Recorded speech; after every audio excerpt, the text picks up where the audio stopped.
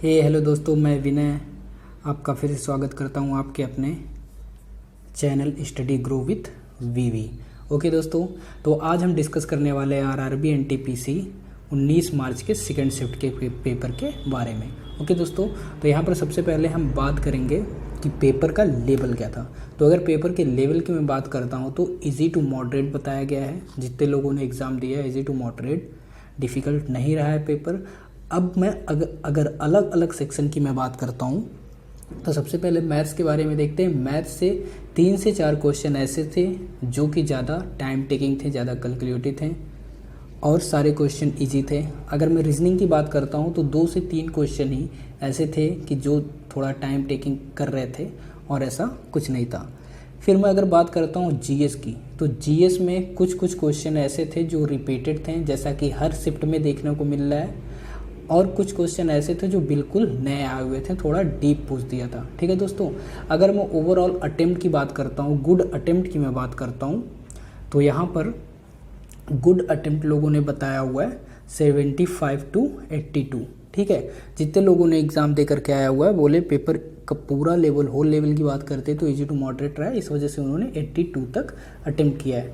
ठीक है दोस्तों, आगे अब हम टाइम को ना वेस्ट करते हुए बात करते हैं क्या क्या क्वेश्चन जीएस में पूछा गया था। इसको हम डीपली थोड़ा लेकर के चलेंगे विथ एक्स्ट्रा फैक्ट के साथ। ओके दोस्तों, और प्लीज़ जिन लोगों ने चैनल को सब्सक्राइब नहीं किया है प्लीज़ चैनल को सब्सक्राइब करिए और अपना प्यार बनाए रखिए। ओके दोस्तों, तो चलिए हम देखते हैं।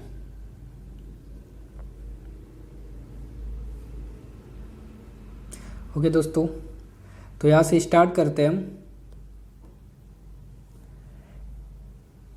प्लास्टर ऑफ पेरिस का फॉर्मूला क्या होता है? CaSO4 का ट्वाइस इंटू H2O या फिर CaSO4 into half H2O। Okay दोस्तों, या 2H2O, ये सारे फॉर्मूले होते हैं प्लास्टर ऑफ पेरिस के। ये बहुत क्वेश्चन में पूछा जाता है, इसलिए आप इनको कवर करके ही जाइए। ओके दोस्तों, आगे बात करते हैं कि जो हमारा NH44 है वो कितने राज्य से होकर के गुजरती है। तो ऑप्शन में 12 राज्य दे रखा हुआ था। ठीक है, 12 दे रखा होता है, 11 दे रखा हुआ था, 10 दे रखा होता है, ऐसे दे रखा हुआ था, लेकिन एक्चुअल में क्या है 13 राज्य से होकर के गुजरती है।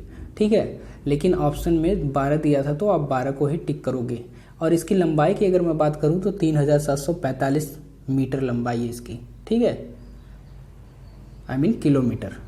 ठीक, आगे बात करते हैं कि कौन कौन से राज्य से होकर के गुजरती है। तो ये आपका जम्मू कश्मीर से होकर के गुजरती है, पंजाब से, हरियाणा से, दिल्ली से, उत्तर प्रदेश, राजस्थान, मध्य प्रदेश, महाराष्ट्र, तेलंगाना, आंध्र प्रदेश, कर्नाटक और तमिलनाडु से। ओके दोस्तों, फिर एक चीज़ और, NH27 देश का सबसे बड़ा राजमार्ग है। ये भी क्वेश्चन पूछा गया था। NH27 देश का सबसे बड़ा राजमार्ग है और NH44 और NH27 एक दूसरे को कहाँ पर कट करते हैं? तो वो झांसी में कट करते हैं, झांसी जिले में। ओके दोस्तों, आगे हम बात करते हैं कि जो हमारी हड़प्पा सभ्यता है उसमें सिक्कों का आकार कैसा था। जो हमारी हड़प्पा सभ्यता थी, पहले पूछा हुआ था हड़प्पा सभ्यता से ही, पिछले वाले शिफ्ट में पूछा हुआ था कि जो वहाँ का स्नानागार मिला हुआ था वो किस आकार का था, तो वो आयताकार का था। अब सिक्के के बारे में पूछ दिया कि उसका आकार क्या है, तो इसको गूगल पे सर्च करा मैंने, मिला नहीं। आप सर्च करके कमेंट सेक्शन में कमेंट करिएगा। ओके दोस्तों, आगे हम बात करते हैं इनमें से कौन सा रोग मच्छर के काटने से होता है। ठीक है, तो ऑप्शन में फाइलेरिया दे रखा हुआ था तो इसी पर टिक कर देंगे, और ब्लैक फ्लाई से भी होता है। एडीज एजिप्टी की अगर मैं बात करता हूँ तो ये एक, जिसको टाइगर मॉस्किटो कहते हैं, एडीज एजिप्टी, तो डेंगू, चिकनगुनिया व जीका वायरस, मतलब ये सारी बीमारियाँ होती हैं। डेंगू होता है, चिकनगुनिया होता है व जीका होता है। ठीक, मादा एनाफिलीज की मैं बात करता हूँ तो मादा एनाफिलीज से आपको मलेरिया होता है। ठीक है दोस्तों, आगे बात करते हैं IBM 370 किस जनरेशन का कंप्यूटर है। एक क्वेश्चन कंप्यूटर से भी था कि IBM 370 किस जनरेशन का कंप्यूटर है, तो ये 3rd जनरेशन का कंप्यूटर है। ये 1964 से 71 के बीच का बनाया गया था। ठीक है दोस्तों, IBM 360 की अगर हम बात करते हैं तो ये भी 3rd जनरेशन का कंप्यूटर। अगर IBM 380 की हम बात कर लेते हैं तो ये 4th जनरेशन का कंप्यूटर हो जाएगा, क्योंकि इसे 1981 के बाद बनाया गया था। ओके दोस्तों, आई होप चीज़ें आपके समझ में आ रही होंगी। स्टील की डस्टबिन का निर्माण किस कंपनी द्वारा किया गया है? ये क्वेश्चन पूछा गया था कि जो स्टील की डस्टबिन बनती है उसका निर्माण किस कंपनी के द्वारा किया गया था? तो उसका निर्माण सेल कंपनी के द्वारा किया गया है, जिसकी स्थापना 2019 में हुई थी। ठीक है दोस्तों। और एक चीज़, और इसके अगर मैं अध्यक्ष की बात करता हूँ तो सोमा मंडल हैं। ठीक है, ये प्रथम महिला अध्यक्ष हैं एक तरह से, सोमा मंडल। ओके, प्लीज़ जो भी चैनल पर नए हैं चैनल को लाइक शेयर और सब्सक्राइब करिए, अपना प्यार बनाए रखिए। ओके दोस्तों, आगे हम बात करते हैं डॉक्टर हरगोविंद खुराना। ठीक है दोस्तों, डॉक्टर हरगोविंद खुराना को किस वर्ष चिकित्सा में नोबेल पुरस्कार दिया गया था? एक्चुअली क्वेश्चन ये आया हुआ था कि कृत्रिम जीन संश्लेषण ना, ये जो है कब इनको नोबेल पुरस्कार मिला था? तो 1968 में मिला था डॉक्टर हरगोविंद खुराना को कृत्रिम जीन संश्लेषण का, जब इन्होंने क्या किया था, डिस्कवर किया था, तब मिला था। धन्वंतरी पुरस्कार किस क्षेत्र में दिया जाता है? तो ये आयुर्वेद में दिया जाता है, और आयुर्वेद राष्ट्रीय आयुर्वेद दिवस की मैं बात करता हूँ तो 25 अक्टूबर को मनाया जाता है। ये भी क्वेश्चन अच्छा है, पूछा जाता है। ठीक है दोस्तों, अब यहाँ पर हम बात करते हैं कि अलवर से गुजरने वाली अक्षांश रेखा किस राज्य से होकर के गुजरती है? तो वह सिक्किम राज्य से होकर के गुजरती है। अलवर से गुजरने वाली अक्षांश रेखा किस राज्य से होकर के गुजरती है? तो वो सिक्किम से होकर के गुजरती है। आंवले में कौन सी विटामिन पाया जाता है? आंवले में विटामिन सी दोस्तों पाया जाता है, जिसका रासायनिक नाम एस्कॉर्बिक एसिड होता है। एस्कॉर्बिक एसिड होता है, और इसकी कमी से स्कर्वी रोग हो जाता है। विटामिन सी की कमी से स्कर्वी रोग हो जाता है।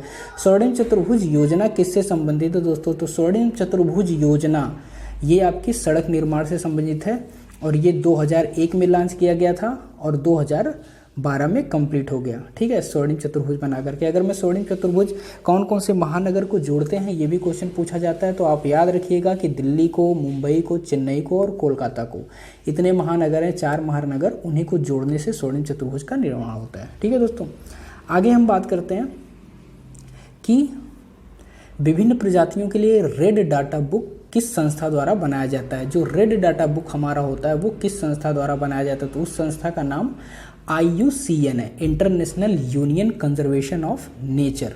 ठीक है दोस्तों, और ये 8 कैटेगरी में होती है। 8 कैटेगरी की प्रजातियों को ये बनाया जाता है। इसकी स्थापना की अगर मैं बात करूँ तो 1948 में है, और अगर इसके मुख्यालय की मैं बात करता हूँ तो स्विट्जरलैंड में है। ठीक है, ग्लैंड में, स्विट्जरलैंड, ग्लैंड।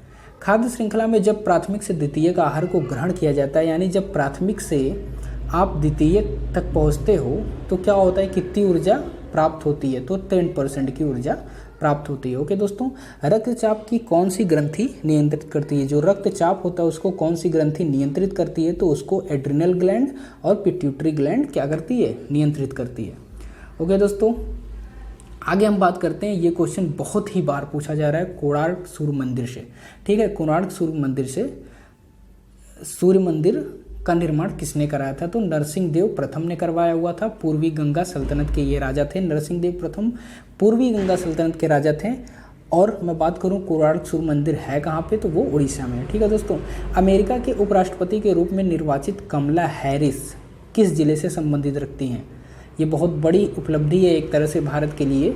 तमिलनाडु, नागपत्तिनम जिला ना, जो कमला हैरिस हैं वो नागपत्तिनम जिला से, तमिलनाडु के नागपत्तिनम जिला से क्या करती हैं, संबंधित हैं। ये अमेरिका के उपराष्ट्रपति के रूप में निर्वाचित हुई हैं। ठीक है, कमला हैरिस निर्वाचित हुए हैं। ठीक है दोस्तों, आगे हम बात करते हैं कि अलग राज्य के निर्माण के लिए संविधान की किस अनुसूची में संशोधन करना होता है? तो कोई अलग राज्य का अगर आपको निर्माण करना होता है तो संविधान की किस सूची में आपको संशोधन करना होता है? तो पहली अनुसूची में आपको संशोधन करना होता है। ठीक है दोस्तों, फिर आगे बात करते हैं गदर पार्टी की स्थापना कब हुई थी? तो 1913 में सैन फ्रांसिस्को, और इसके संस्थापक लाला हरदयाल जी थे। ठीक है, मौद्रिक नीति का संचालन किसके द्वारा किया जाता है? तो रिजर्व बैंक ऑफ इंडिया के द्वारा किया जाता है। इसमें कुल 6 सदस्य होते हैं, जिसमें से 3 सदस्य जो सरकार के होते हैं और 3 सदस्य आपके RBI के होते हैं। ओके दोस्तों,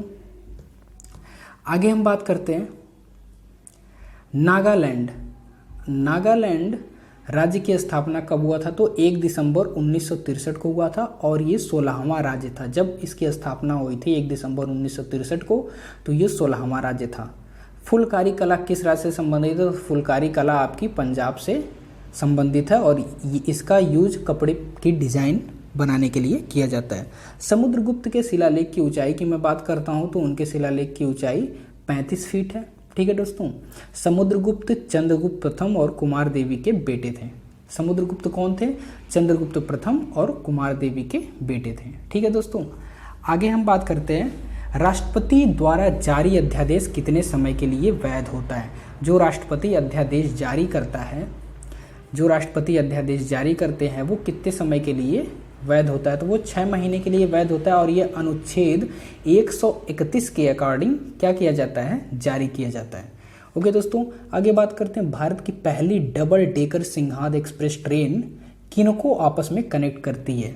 तो यह मुंबई और पुणे को आपस में कनेक्ट करती है। 12 अप्रैल 1978 को पहली एक्सप्रेस ट्रेन के रूप में लॉन्च किया गया था। ये जो आपका डबल डेकर सिंघाद एक्सप्रेस है उसको पहली एक्सप्रेस ट्रेन के रूप में लॉन्च किया गया कब? 12 अप्रैल 1978 को। ठीक है दोस्तों, आगे हम बात करते हैं यहाँ पर कि विश्व का सबसे पहले कंप्यूटर का नाम बताइए। देखिए, अगर विश्व के सबसे पहले कंप्यूटर का नाम पूछा है तो ENIAC है। ठीक है, इसका फुल फॉर्म क्या हो जाएगा? Electronic numerical integrator and computer. ठीक है दोस्तों, लेकिन अगर सुपर कंप्यूटर की बात करता है तो CDC हो जाएगा। अब ENIAC की मैं बात करता हूँ, ये 1946 में बना था और 1945 में काम में लिया गया, लॉन्च हो गया था एक तरह से, ये चीज़ समझिए। माउंट एवरेस्ट पर 24 बार चढ़ाई करने वाली महिला का नाम क्या था? तो कामी रीता शेरपा था। ये 2019 में, ठीक है, नेपाल की हैं ये कामी रीता शेरपा। ठीक है दोस्तों, आगे बात करते हैं, निम्न ज्वार भाटा कब उत्पन्न होता है? तो ये क्वेश्चन अच्छा है, इसको देखिए, निम्न ज्वार भाटा कब उत्पन्न होता है? ठीक है, यहाँ पर देखिए, ये आपकी अर्थ होती है, ये पृथ्वी होती है और ये आपका मून होता है और ये आपका सन होता है। ठीक है दोस्तों, ये ऐसे ये 90 डिग्री का एंगल बनाता है। जो अर्थ होता है अगर 90 डिग्री का एंगल बना रहा है मून और सन की अपेक्षा, तभी वहाँ पर निम्न क्या होता है? निम्न ज्वार भाटा उत्पन्न होता है। बात करते हैं, यहाँ पर देखिए, सूर्य व चंद्रमा के पृथ्वी के समकोण पर स्थित होना। जब सूर्य और चंद्रमा पृथ्वी के समकोण पर स्थित होते हैं, यानी ऐसे, ये सूर्य हो गया, ये चंद्रमा हो गया और ये पृथ्वी, यही तो समकोण हुआ आपका 90 डिग्री। जब स्थित होते हैं तब निम्न ज्वार भाटा उत्पन्न होता है। ओके दोस्तों, आगे हम बात करते हैं, संयुक्त राष्ट्र महासभा की पहली महिला अध्यक्ष। संयुक्त राष्ट्र महासभा की पहली महिला अध्यक्ष ये विजय लक्ष्मी पंडित हैं, जो कि इंडियन हैं, भारतीय हैं और इनका कार्यकाल 1953 से 54 रहा है। ठीक है, और अगर मैं संयुक्त राष्ट्र महासभा की बैठक की बात करता हूँ तो वो सितंबर से स्टार्ट होता है और इनके अध्यक्ष का कार्यकाल सिर्फ 1 वर्ष होता है। ठीक है दोस्तों, सर्व शिक्षा अभियान किस PM के द्वारा शुरू किया गया था? तो माननीय अटल बिहारी वाजपेयी के द्वारा शुरू किया गया था 2001 में। ओके, फिर यहाँ पर हम बात कर लेते हैं, ये जो 2019 में अंतर्राष्ट्रीय सैन्य बल खेल कहाँ पर आयोजित किया गया था? 2019 में अंतर्राष्ट्रीय सैन्य बल खेल कहाँ पर आयोजित किया गया था? तो ये जैसलमेर में, राजस्थान में 2019 में किया गया था, जैसलमेर राजस्थान। ओके दोस्तों, दुधवा नेशनल पार्क कहाँ है? तो ये उत्तर प्रदेश में है। भारत का कौन सा घाट भौगोलिक क्षेत्र में नहीं आता है? कौन सा घाट भौगोलिक क्षेत्र में नहीं आता है? तो ऑप्शन में पूर्वी घाट और पश्चिमी घाट ये दोनों दिया था और ये दोनों मित्रों आता है और ऑप्शन मिला नहीं है, उसके हिसाब से आप देख लीजिएगा। फिर एक बात करता हूँ, हेनरी नॉलेंस ने कौन सा युद्ध लड़ा? चौसा का युद्ध, हल्दी घाटी का युद्ध या प्लासी का युद्ध? एक ऑप्शन और था, नहीं पता, इसको मैंने गूगल से सर्च किया, नहीं पता चला। अगर आपको पता चलता है तो प्लीज़ कमेंट सेक्शन में ज़रूर कमेंट करिएगा। ओके दोस्तों, फिर हम देख लेते हैं एक बारी ओवरऑल मैथ में किस किस सेक्शन से क्वेश्चन पूछे गए थे। ठीक है दोस्तों, तो यहाँ पर अगर मैं बात करता हूँ मैथ में किस किस सेक्शन से क्वेश्चन पूछे गए थे, तो ट्रिग्नोमेट्री से 2 से 3 क्वेश्चन थे, मेंसुरेशन से 3 क्वेश्चन थे, जियोमेट्री से आपके 1 से 2 क्वेश्चन थे, CISI से 1 क्वेश्चन था, परसेंटेज से 2 क्वेश्चन था, टाइम एंड वर्क से 3 क्वेश्चन था, प्रॉफिट लॉस से आपका 2 क्वेश्चन था, नंबर सिस्टम की अगर मैं बात करता हूँ तो 1 क्वेश्चन, सिंप्लीफिकेशन से 2 क्वेश्चन था दोस्तों, और टाइम स्पीड डिस्टेंस से आपका 1 क्वेश्चन था। ठीक है, आगे फिर मैं बात करता हूँ स्टैटिक्स से, तो 1 क्वेश्चन था, अलजेब्रा से आपका 3 क्वेश्चन था, LCM SCF से आपका 2 क्वेश्चन था। ठीक, रेशियो प्रोपोर्शन से आपका 1 क्वेश्चन था। ओके, आई होप चीज़ें आपके समझ में आ रही होंगी। अगर रीजनिंग की मैं बात कर लेता हूँ दोस्तों, तो यहाँ पर कथन निष्कर्ष से आपके 2 क्वेश्चन थे, सिलॉग से 2 क्वेश्चन थे, पजल से 3 क्वेश्चन, कोडिंग डिकोडिंग से 5 से 6 क्वेश्चन आए थे, सीरीज से 3 से 4 क्वेश्चन आए थे। देखिए DI मैथ्स में पहले पूछ रहा था 4 से 5 क्वेश्चन, लेकिन DI अब की नहीं पूछा था मैथ में। सीरीज की मैं बात करता हूँ 3 से 4 question, blood relation 2 question, Venn diagram से आपके कोई भी क्वेश्चन नहीं आए थे। मैथमेटिकल ऑपरेशन की बात करता हूँ तो 1 क्वेश्चन, एनालॉजी से 2 से 3 क्वेश्चन, अल्फ़ाबेटिकल मिसिंग नंबर से आपके 2 क्वेश्चन आए हुए थे। तो दोस्तों आई होप कि ये सेशन आपको अच्छा लगा होगा। अगर अच्छा लगा तो प्लीज़ चैनल को लाइक शेयर सब्सक्राइब करिए और अपना प्यार बनाए रखिए। ओके, जिस तरह पेपर होता रहता है तुरंत एनालिसिस आपको मिलता रहेगा 100% एक्यूरेट क्वेश्चन के साथ। ठीक है दोस्तों, तो bye bye, take care, have a good day.